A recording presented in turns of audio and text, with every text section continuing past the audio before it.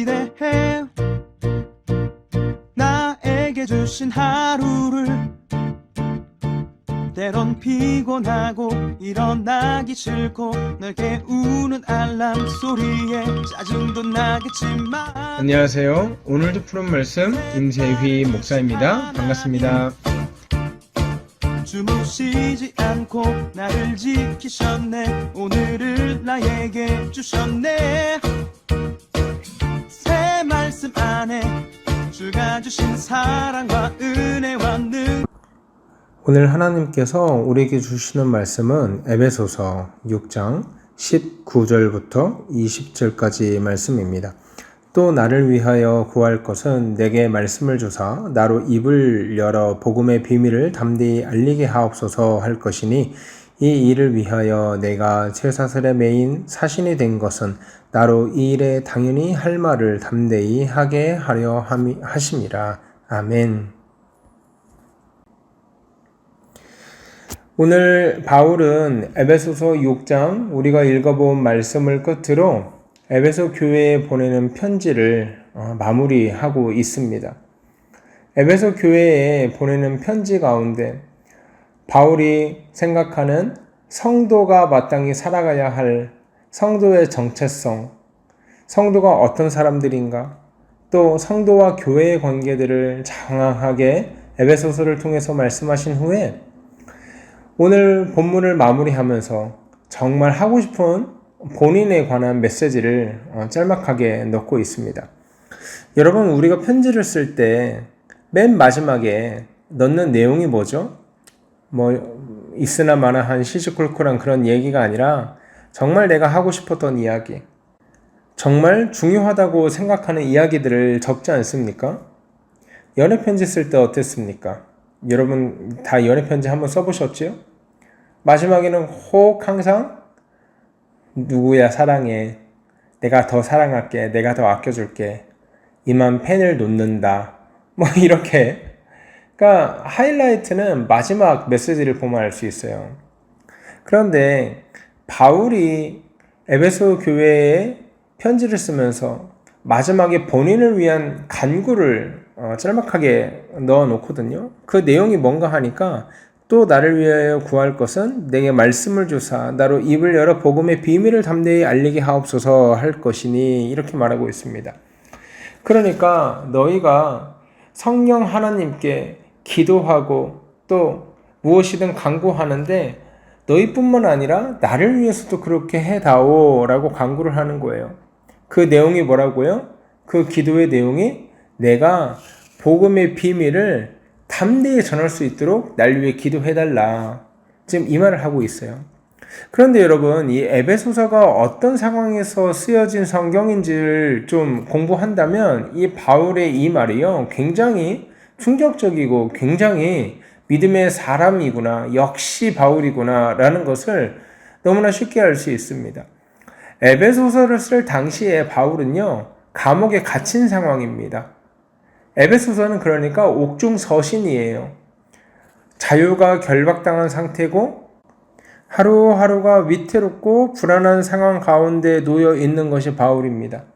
그러면 상식적으로 바울이 기도 부탁을 할 때 어떤 기도 부탁을 하는 게 정상입니까? 이 감옥에서 빨리 나갈 수 있게 도와주세요. 기도해 주세요. 제 억울함이 풀릴 수 있도록 도와주세요. 성도님들의 기도로 제 억울함이 풀려서 제가 마음껏 자유를 누리고 하나님 일을 할 수 있도록 도와주세요. 그러니까 자기의 신분에 대한, 자기의 처지에 대한 해결을 위해서 기도하는 것이 당연한 인지상정 아니겠습니까? 그런데요, 오늘 바울은 그런 기도하는 흔적이 전혀 없습니다. 오히려 나로 입을 열어 복음의 비밀을 담대히 알리게 하옵소서. 지금 쇠사슬에 매여 있든 옥에 갇혀 있든 그것은 아무런 상관이 없다는 거예요.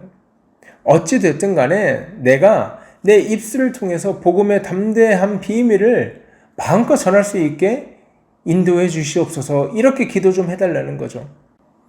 바울은요, 일거수일투족에 그의 사명과 그의 주된 관심이 오직 복음 전파였습니다. 복음을 전할 수만 있으면 내가 감옥에 있든 궁궐에 있든 아무런 상관이 없는 사람이 바울이었습니다. 그래서 20절 이렇게 말씀하고 있지 않습니까? 이 일을 위하여 내가 쇠사슬에 매인 사신이 된 것은 나로 이 일에 당연히 할 말을 담대히 하게 하려 하심이라. 20절 보니까 감옥에 갇혀 있다, 또 쇠사슬에 매여 있다는 표현이 등장해요. 이 일을 위하여 내가 쇠사슬에 매인 사신이 되었다. 고난이 찾아오고 역경이 찾아오고 환난이 찾아온다고 할지라도 그것이 나의 복음 전파를 막을 수 없다는 거예요. 오히려 나로 하여금 이 복음 전하는 일에 당연히 할 말을 담대하게 할 수밖에 없는 도구가 되었다는 것입니다. 사랑하는 여러분, 바울은요, 그가 고난의 환경에 처했어도 역경의 환경에 처했어도 그를 흔들 수 없는, 그를 바꿀 수 없는 확고한 사명 하나가 있었습니다. 그것이 무엇입니까? 바로 자신은 하나님의 귀한 복음을 전파하는 사신이다 라는 그 정체성을 지키며 살아왔던 사람입니다.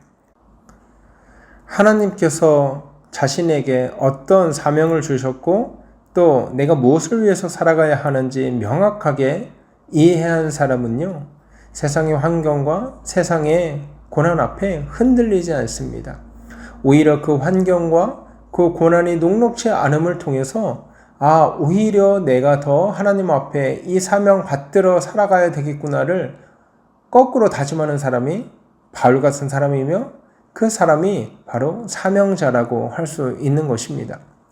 사랑하는 여러분, 우리가 오늘 하루 또 살아갈 때 우리에게 고난이 찾아오고 우리가 생각지도 못한 어려움을 만날 때 그 문제를 가지고 하나님 앞에 나아가는 저와 여러분이 되기를 바랍니다.